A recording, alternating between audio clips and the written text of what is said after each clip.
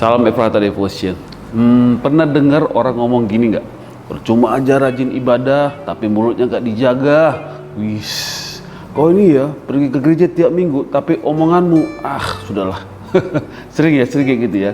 Di Alkitab juga ada ayatnya. Ini nih Yakobus 1 ayat 26. Jikalau ada seorang menganggap dirinya beribadah, tetapi tidak mengekang lidahnya, ia menipu dirinya sendiri, maka sia-sialah ibadahnya. Wah, ini perenungan penting bagi kita hari ini. Bagaimana supaya menjaga lidah atau mulut kita? Pertama, kita mesti latih diri kita untuk cepat mendengar dan lambat untuk berkata-kata, lambat untuk marah. Artinya ada masa atau waktu untuk tidak cepat bicara dan marah. Karena begini, bisa saja kita memang rajin ibadah, terus kita nggak sabar tuh kalau ngelihat orang kelakuannya nggak beres, ngelihat orang petantang-petenteng tapi nggak ngebantu, kita mulai kesel kan, mulai marah kan. Apalagi orang yang di dekat kita ngomongnya agak mulai gegas, nah mulai terpancing tuh untuk balas balik omongannya. Kita mesti cepat mendengar. Kalau cepat mendengar berarti ada jeda itu, ada masa untuk sabar. Bisa berpikir dulu.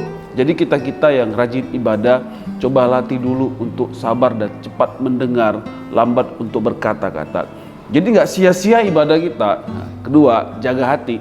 Orang yang beribadah, ibadahlah sungguh-sungguh, beribadah dalam roh dan kebenaran, sehingga hatinya bisa dikuasai. Jangan kita ibadah tapi hanya raga, tidak ada rasa. Nggak dengar firman sungguh-sungguh, tidak menyembah sungguh-sungguh. Pastikan kalau dalam ibadah itu sesuatu terjadi dalam hidup kita. Ada pertobatan atau perubahan, ada kekuatan gitu, alami hadirat Tuhan, sehingga hati ini bisa dijaga. Yakobus 1:21 dikatakan, sebab itu buanglah segala sesuatu yang kotor dan kejahatan yang begitu banyak itu, dan terimalah dengan lemah lembut firman yang tertanam di dalam hatimu, yang berkuasa menyelamatkan jiwamu. Jadi dalam ibadah itu hendaknya yang kotor-kotor di dalam hati dibuang, sehingga yang menguasai hati adalah firman. Nah, pasti lidah atau perkataan kita bisa mengeluarkan perbendaharaan yang baik. Coba dengar perkataan Yesus yang keras ini. Orang yang baik mengeluarkan hal-hal yang baik dari perbendaharanya yang baik, dan orang yang jahat mengeluarkan hal-hal yang jahat dari perbendaharanya yang jahat. Tetapi aku berkata kepadamu, setiap kata sia-sia yang diucapkan orang harus dipertanggungjawabkannya pada hari penghakiman. Keras kan tuh? Hati-hati. Jadi sahabat Efrata, pastikan ibadah kita diikuti dengan setia. Kemudian alami perjumpaan dengan Tuhan dalam ibadah-ibadah kita, agar hidup kita diubahkan. Perkataan-perkataan kita juga mengungkapkan firman, bukan umpatan gitu.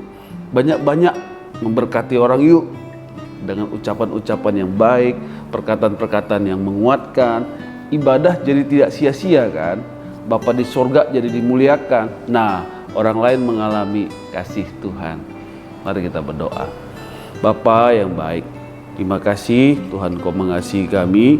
Engkau juga mengucapkan firman-firman yang memerdekakan kami, yang menyelamatkan kami, yang menguatkan kami, yang menghibur kami.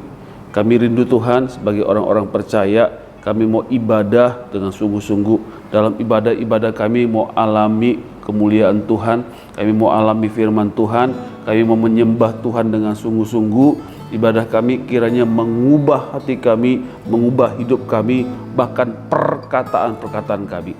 Sehingga tidak sia-sia ibadah kami ketika kami juga bisa memperkatakan firman, memperkatakan hal yang baik pada orang-orang sekitar kami. Sehingga orang lain bisa memuliakan Engkau Bapa melalui perkataan-perkataan yang kami nyatakan pada orang lain. Diberkati anak-anak Tuhan yang setia untuk beribadah, yang juga yang setia memperkatakan firman. Di dalam dan demi nama Yesus kami telah berdoa. Amin.